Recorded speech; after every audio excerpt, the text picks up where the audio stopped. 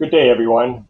This is the fourth and final day of the North American Carbon World Conference, and I hope all of you have been enjoying the conference up to this point. We've got a great final day here. Uh, it's my pleasure this morning to introduce our keynote speaker to kick things off. I first had the pleasure of meeting Lieutenant Governor Barnes and hearing him speak at COP25 in Madrid. He's the first African American to serve as Lieutenant Governor in Wisconsin and the second African American ever to hold statewide office. Born and raised in Milwaukee, Lieutenant Governor Barnes was first elected to the Wisconsin State Assembly in 2012 at the age of 25. His time in the State Assembly included serving as chair of the legislature's Black and Latino caucus and becoming a recognized leader on progressive economic policies and gun violence prevention legislation. Within his current role, Lieutenant Governor Barnes serves as the chair of the Governor's Task Force on Climate Change and also serves on the Governor's Health Equity Council, the Wisconsin Criminal Justice Coordinating Council, the Wisconsin Missing and Murdered Indigenous Women Task Force, the Governor's Council on Financial Literacy and Capability, and the statewide 2020 Census Complete Count Committee. The Lieutenant Governor uses a platform of sustainability and equity to fight for solutions that invest in opportunities and fairness for every child, person, and family in Wisconsin, regardless of zip code. It is my honor and pleasure to introduce Lieutenant Governor Mandela Barnes. Well, thank you so much. I will first say that it is my honor to be joining you today, and I want to thank you personally for all your amazing work with the Climate Action Reserve. Again, I am Lieutenant Governor Mandela Barnes, and I'm very proud to be here at the North American Carbon World Virtual Conference. As I start all of these sort of speeches, I like to say how I just wish we were able to do this in person, but until that day comes, we are going to follow and trust the science pandemic the same way that we are listening to the science when it comes to addressing the challenges that our climate faces and the crisis that we find ourselves dealing with. And we've been doing some amazing work in Wisconsin, and we've been doing this in partnership. I don't want people to think that in any way we were doing this alone. This is the work that we needed to do sort of to catch up because we were dormant in the climate fight for almost a decade. And I'm proud to say we are completely shifting the paradigm and we are ready to join the rest of you all. And if I could brag a little bit, I'm going to say that we are ready to sit in the driver's seat here. It's our turn now. We've been out of the game long enough and we are back. And not only are we making up for lost time, we are going full speed ahead because we have so much work to do to deliver when it comes to opportunity for families all across this state and all across this country. And the impacts of climate change are absolutely devastating here as they are in most other places. We know how the story goes, whether it's illness caused by air pollution or other environmental justice concerns or flooding or extreme weather events. Yesterday, we had like three different seasons. It got up to, or it depends on what part of the state you're in. It would have felt like a different time of year. The southwestern part of the state was like 82 degrees at one point. Northwestern part of the state was in the 30s, and southeastern Wisconsin was somewhere in like the mid 40s. So these are challenges that aren't necessarily unique, but they're being exacerbated by the climate crisis.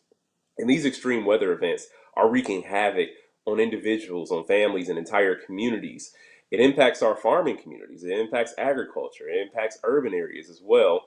And there's an economic toll on tourism, on infrastructure, and on local communities all across the state. And like I said, these aren't new problems at all, but unfortunately, they continue to get worse.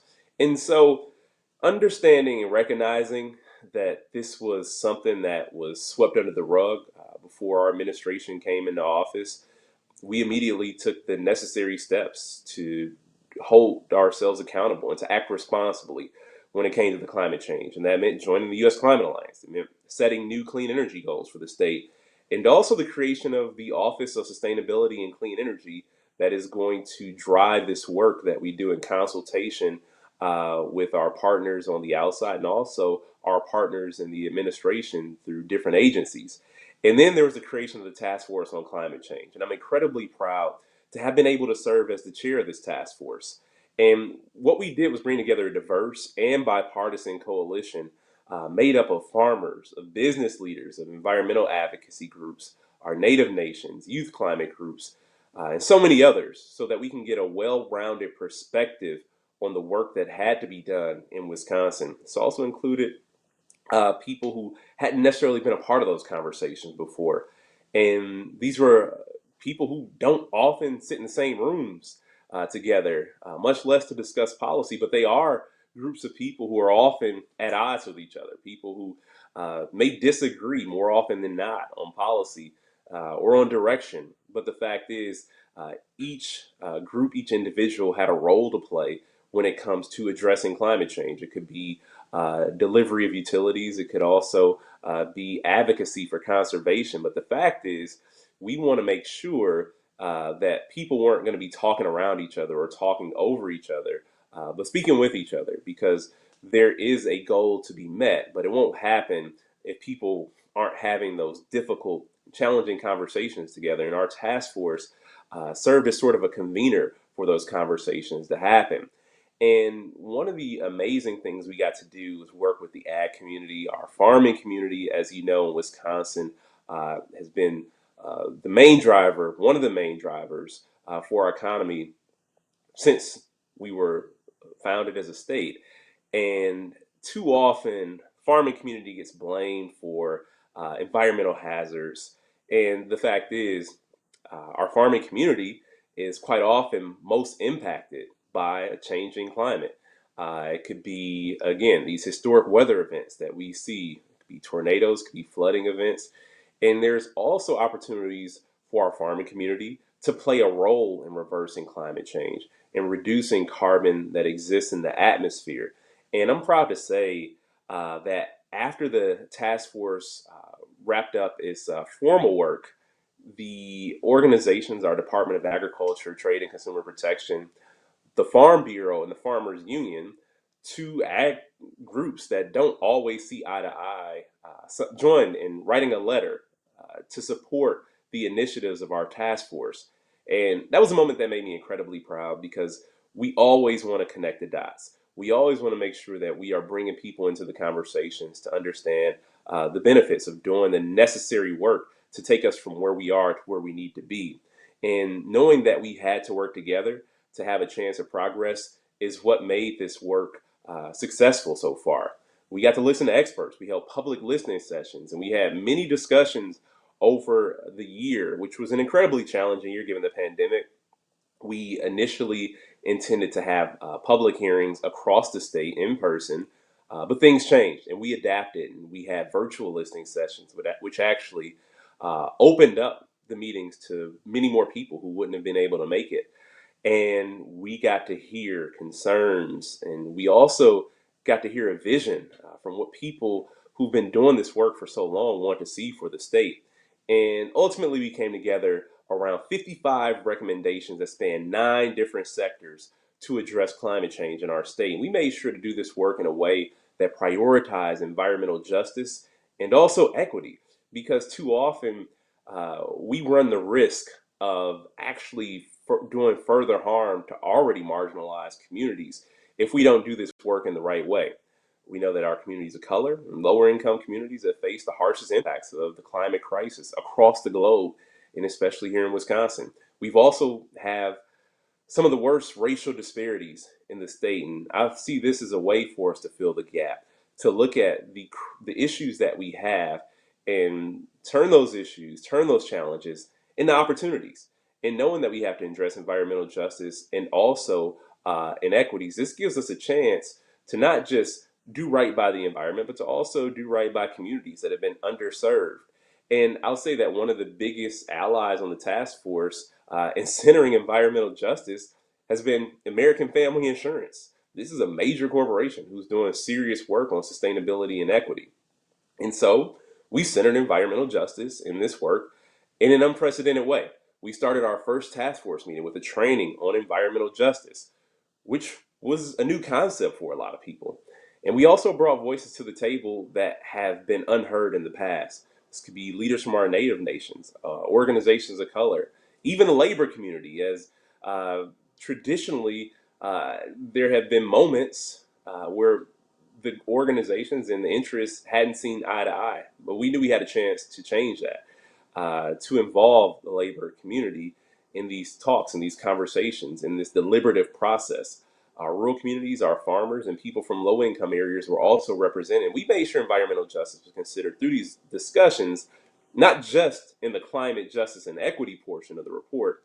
And so, like I said, we developed a number of solutions around environmental justice, including many that made it into the governor's biennial budget proposal. This includes the creation of the State Office of Environmental Justice. It includes creating a program to help low-income energy customers. Also requiring our Public Service Commission to evaluate the social cost of carbon on our health and on our economy. And on-bill financing to help make clean and renewable energy more affordable and accessible to families that may have not otherwise had a chance to live a more sustainable life. And also funding to build more resilient communities and so much more.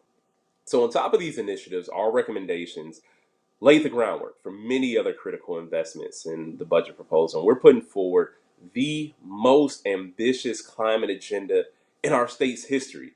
And that's because Wisconsin should be in the driver's seat when it comes to tackling the crisis. I'm very partial to that notion.